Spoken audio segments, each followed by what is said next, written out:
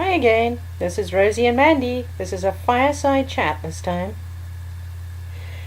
What we're here to talk about is I saw an article on one of the fan pages, one of the Facebook fan pages, about robots teaching children to mimic. Stay here, Rosie. Teaching children to mimic. Here's the difficulty. If you use a robot to teach a child to mimic, the robot has got a bland face. Half of our difficulty is in interpreting facial muscles, facial twitches, facial subtleties. The robot doesn't have a subtlety. So my question to the community is, how on earth is that useful to us as aspies and autistics in effectively learning social interaction? That's the point of discussion at this fireside chat. Hi, my name is Mandy. This is Rosie the Beagle Dog. Rosie has a fan page and she has a website, and Rosie is here to help spread awareness about aspergers and autism. We are next to the fire, so Rosie might actually sort of move away from it because it's not really cold enough yet for the fire. However, she might decide to just stay. Who knows what Rosie will do? And that's okay.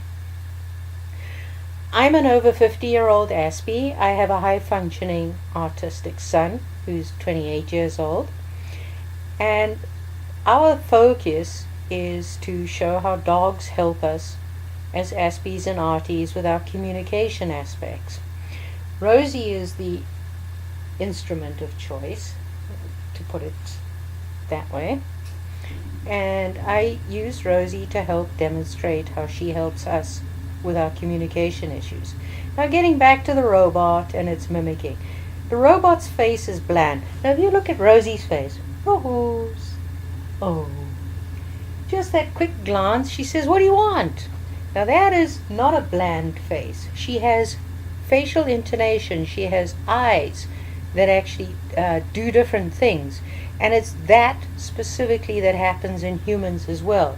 And that's where a dog is a lot more useful than a robot in teaching aspies and arts about facial expressions and how to interpret them. The other part of the article was about mimicking. They say that robots can teach us to raise our hands and mimic that sort of thing. When my son was growing up, he was trying to learn cricket, and yes, I admit, it was incredibly difficult for him to mimic. In the same ways, I find it difficult to mimic too. My husband will wink at me. I can't return the wink. It's not a muscle thing. However, what I can do is I can feel things. So I can feel how, for example, in horse riding, how to use my seat to guide the horse. But I can't mimic it. I can only feel it and then invoke it. So as an aspie, I am saying that perhaps that whole robot idea of teaching aspies to mimic and to react appropriately socially is maybe not such a brilliant idea. I can't see how it could be better than using a dog, for example, or other people.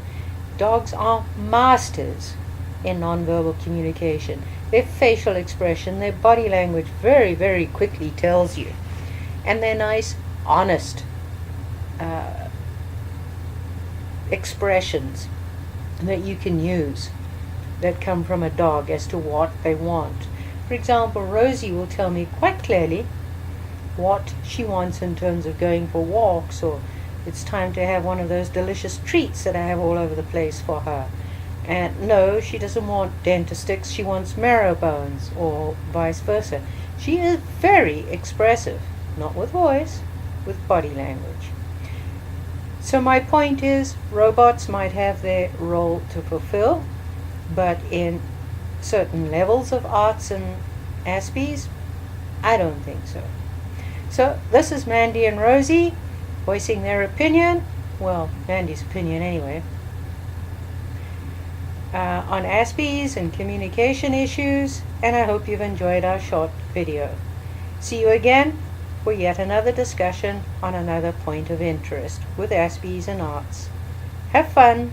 Don't forget to visit Rosie at rosiethebeagle.com and Rosie the Beagle Dog on Facebook, and follow all her other social media links. Remember, being an Austie or an Aspie is something to be proud of and nothing to be ashamed of. We will and we do succeed. Signing off. See you again. Bye.